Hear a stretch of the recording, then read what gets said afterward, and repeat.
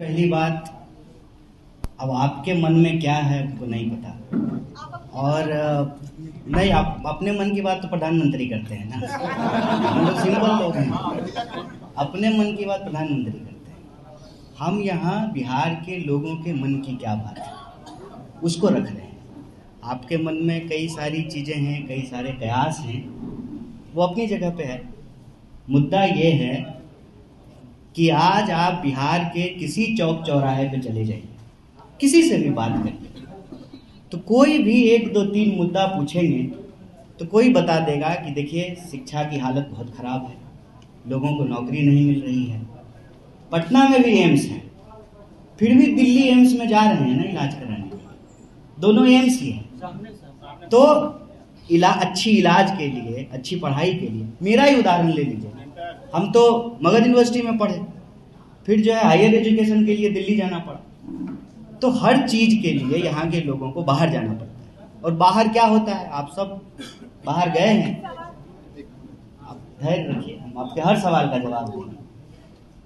Press conference कर रहे हैं तो सवाल का जवाब देते हैं, सवाल का जवाब नहीं देना तो प्रधानमंत्री की तरफ प्रेस कॉन्फ्रेंस ही नहीं करते हैं, है ना। तो आप जब बाहर जाते हैं तो कोई नहीं चूकता है हमको अपमानित करने के लिए। बिहार में अभी जब नौकरी दी गई कुछ नाम मात्र की, तो बिहार के लोगों को नहीं दी गई, डोमिसाइल लागू नहीं था यहाँ पे। तो ना घर के हैं ना घाट के, बिहार में कुछ मिलेगा नहीं और यहाँ के लोगों को मौका नहीं मिलेगा। बाहर जाएंगे तो बिहारी कह करके गाली दिया जाएगा। हम लोगों का मुख्य उद्देश्य ये है कि जब राजनीतिक विमर्श हो बिहार को लेकर के, तो ये नहीं हो कि कौन मुख्यमंत्री कौन प्रधानमंत्री। जिसके पास संख्या होगी वो मुख्यमंत्री बनेंगे, जिसके पास संख्या है वो प्रधानमंत्री बने हुए हैं। ये कोई रॉकेट साइंस तो नहीं है डेमोक्रेसी में, जिसको जनता मैंडेट देगी वो मुख्यमंत्री प्रधानमंत्री हो जाएंगे। सवाल ये है कि जनता जो वोट कर रही है उस जनता का क्या। जब हर कोई कह रहा है, आप भाजपा के लोगों से भी जाकर के बात कर लीजिए तो कहेगा कि पलायन बहुत बड़ा मुद्दा है। जेडीयू के लोगों से भी बात कर लीजिए, हर दल के लोग जब ये स्वीकार कर रहे हैं, हर नेता स्वीकार कर रहा है, हर पत्रकार स्वीकार कर रहा है, हर बिहार का नागरिक ये स्वीकार कर रहा है, तो आखिर उस धरती पर जहां एक से एक ऐतिहासिक चीजें हुई हैं, उस इतिहास की गौरव गाथा से बाहर निकल करके वर्तमान में उस गौरव को वापस करने के लिए कुछ क्यों नहीं होता। जो यूनिवर्सिटी 1907 में बन गई, जिसको ईस्ट का ऑक्सफोर्ड कहा गया, उस यूनिवर्सिटी में टाइम पे डिग्री क्यों नहीं मिल रही है। उस यूनिवर्सिटी के पढ़े हुए लोग देश के अलग अलग जगहों पर अच्छे पदों पर सुशोभित हैं। आज उस यूनिवर्सिटी की दुर्दशा क्यों है।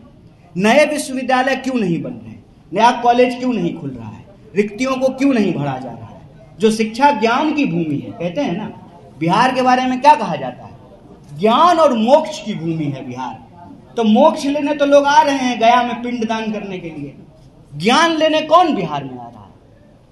वो धरती जो मनोहर दास को गांधी बना दिया, वो धरती जो बुद्ध को ज्ञान हुआ बिहार आकर के, जहां पे अशोक पैदा हुए, इतनी गौरवशाली परंपरा के बाद आज हम गाली कैसे बन गए। इसकी कोई तो वजह होगी।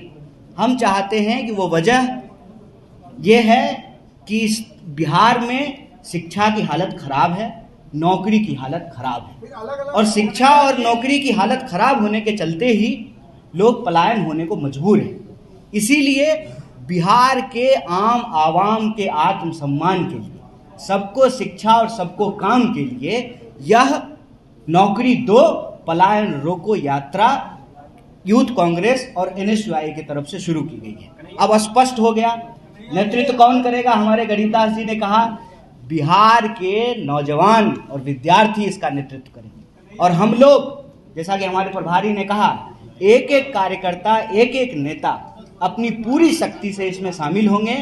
जहां तक आपका सवाल है राष्ट्रीय नेताओं का, समय समय पर राष्ट्रीय नेता भी यात्रा के अलग अलग पैच में जो हमारे नेता हैं बारी बारी से उसमें शामिल होते रहेंगे। बाकी जो एक प्रश्न आप एलाइज को लेकर के या दूसरे नेता ने जो यात्रा निकाला है उसको लेकर के है, अच्छी बात है। बिहार का हर व्यक्ति यह प्रयास करे कि बिहार की शिक्षा व्यवस्था बेहतर हो, बिहार के नौजवानों को रोजगार मिले, और बिहार के पलायन को रोक करके बिहार को आत्मसम्मान मिले, वो सब लोग ऐसा कर रहे हैं। ऐसा सामूहिक प्रयास हो, इसमें कोई अंतर विरोध तो है नहीं।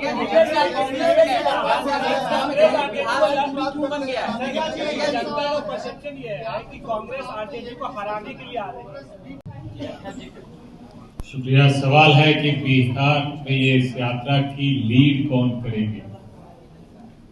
जवाब बहुत सिंपल है, सरल है। बिहार में इस यात्रा को मुद्दे लीड करेंगे। बिहार में इस यात्रा के चेहरे वो बिहारी युवा हैं जो शिक्षा की व्यवस्था से, नौकरी की व्यवस्था से, पेपर लीक की व्यवस्था से, महंगाई की व्यवस्था से, दवाई की व्यवस्था से परेशान है। और कांग्रेस पार्टी जनता के साथ, जनता के मुद्दों को लेकर सरकार के खिलाफ खड़ी है। आपकी तरफ से किसी को तो जिम्मेदारी दी जाएगी। हमारी तरफ से दो संगठन इसको लीड करेंगे, यूथ कांग्रेस और NSUI।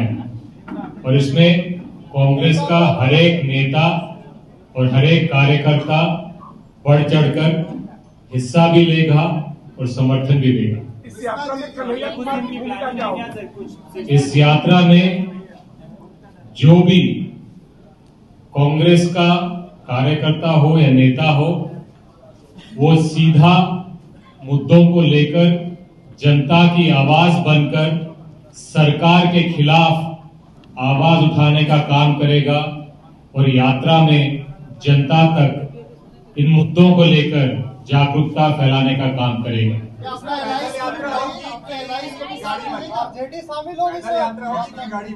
यात्रा पदयात्रा रहेगी, उसके इर्द गिर्द काफी प्रोग्राम और कार्यक्रम रहेंगे जिससे जनता से संवाद और संपर्क बनाने का कोशिश किया जाए।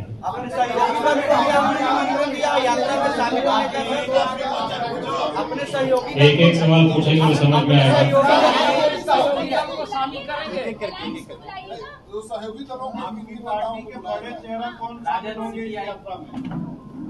कांग्रेस पार्टी, यूथ कांग्रेस और NSUI का यात्रा है। इसमें जो भी जनता के मुद्दों को लेकर जनता की आवाज बनकर सरकार के खिलाफ खड़े होने का काम करेगा, उन सब को हमारा समर्थन है, हमारा आमंत्रण है।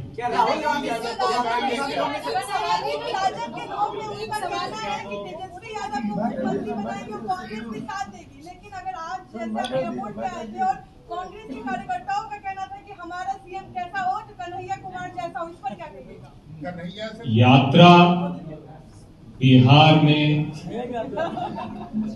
बेरोजगारी, नौकरी और पलायन और शिक्षा को प्राथमिकता देकर इन मुद्दों को आगे लाने की कोशिश कर रही है, क्योंकि ये मुद्दे जनता के असली मुद्दे हैं। ये मुद्दे जनता के असली समस्याएं हैं। अगर इन मुद्दों से कोई भी इस यात्रा को भटकाने की कोशिश करेगा तो सीधी बात है कि वो सरकार का एजेंट बन के काम कर रहा है। जो भी इस यात्रा में मुद्दों को, जनता को, युवा को, आम इंसान को आगे रखना चाहेगा, वो बिहार के जनता, बिहार के स्वाभिमान, बिहार के गौरव के साथ खड़ा रहेगा। आप एक एक करके पूछेंगे तो सवाल का जवाब दे पाऊंगा।